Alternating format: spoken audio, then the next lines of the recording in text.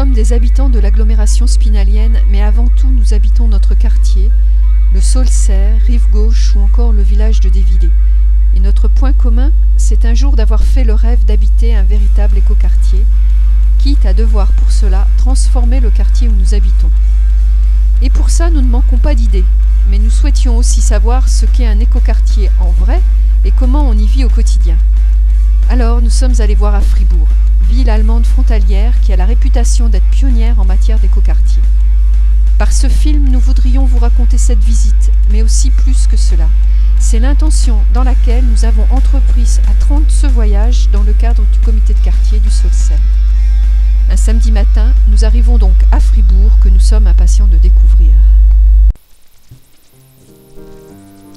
La première étape est le quartier récent de Rieselfeld, à l'ouest de Fribourg, qui compte 4200 logements à basse consommation énergétique pour 11 000 habitants.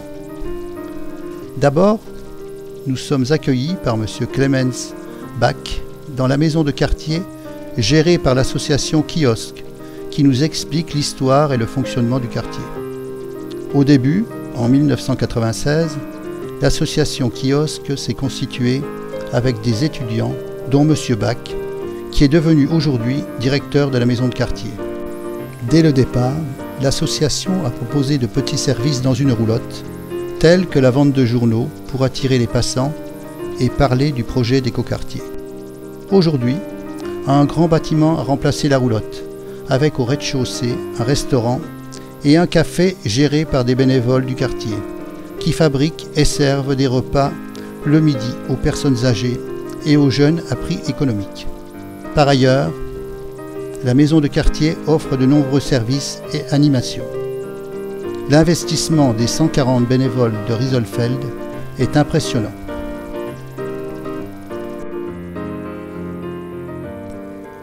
Après la théorie, les travaux pratiques avec la visite du quartier. Madame Zuber, habitante du quartier, nous accompagne le long des sentiers piétonniers pour découvrir les immeubles et les maisons ainsi que leurs abords et les espaces publics, tous de grande qualité. À l'intérieur des îlots, accessibles seulement à pied, nous sommes surpris par l'abondance de la végétation et nous remarquons l'appropriation par les habitants des abords des immeubles. La nature est partout présente. Nous pouvons admirer les plantes grimpant le long des façades et des balcons, toutes entretenues par les habitants. Tiens, des jardins potagers. Au Saulcerre, le centre Léo Lagrange a initié un jardin partagé, ouvert aux habitants, sur la pelouse d'un foyer d'hébergement pour handicapés. Pourquoi ne pas élargir l'expérience à proximité des immeubles ?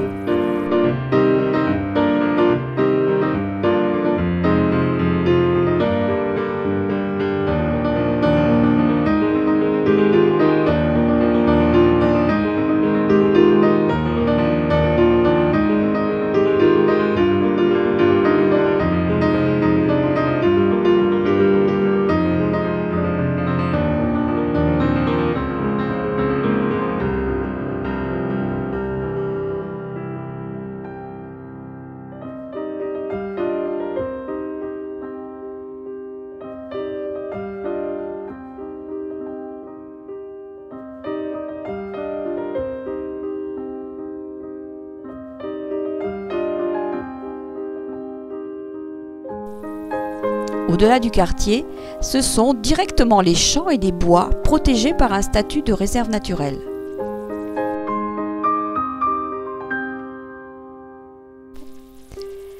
Les voitures sont peu présentes, mais toujours cantonnées dans des espaces ou des voies principales prévues à cet effet, tandis que le quartier est traversé de toutes parts par des cheminements piétonniers et des pistes cyclables. Les parkings à vélo sont omniprésents. L'une des particularités du quartier est que la circulation automobile est interdite dans les îlots d'habitation et de ce fait, les voies de circulation piétonne sont aussi des espaces de jeu pour les enfants. Des lignes de tramway desservent les deux quartiers que nous avons pu visiter.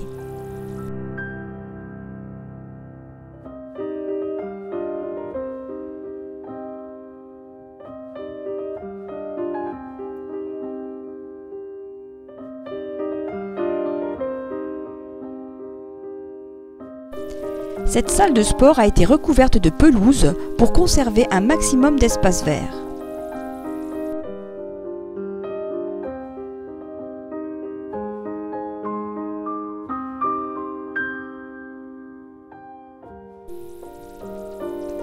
Le midi, nous déjeunons dans une auberge emblématique au cœur du quartier, qui était auparavant l'ancien mess des officiers.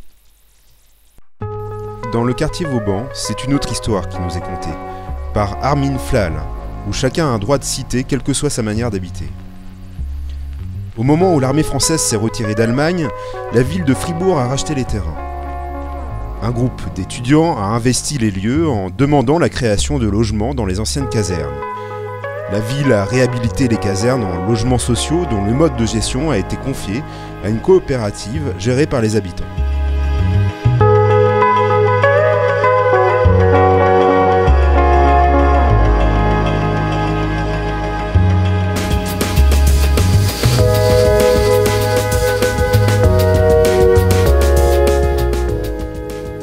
Du temps des squatteurs étudiants, il reste un ensemble de roulottes multicolores habitées en permanence par des personnes ne disposant pas de moyens d'acheter des logements en dur ou ayant choisi de vivre autrement. Le terrain appartient à la ville de Fribourg. Dans le reste du quartier, des logements à basse consommation énergétique ont été construits avec une grande diversité de maisons individuelles, de maisons de ville, de petits collectifs.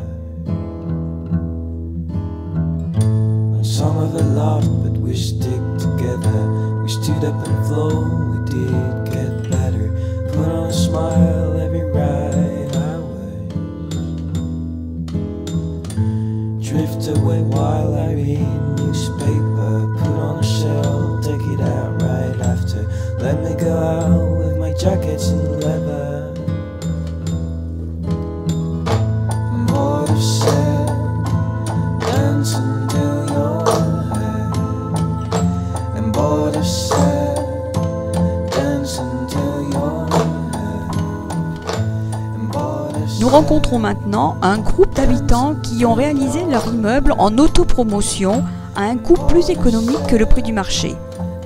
Ils ont fondé une sorte de coopérative qu'ils ont appelée Genova. Ils ont participé à la conception de leur logement avec l'appui d'un architecte. L'immeuble compte 70 logements dont 50 sont loués et 20 sont occupés par leurs propriétaires. Pour finir, nous nous rendons dans un parc où de nombreuses activités sont organisées pour tous et notamment pour les enfants.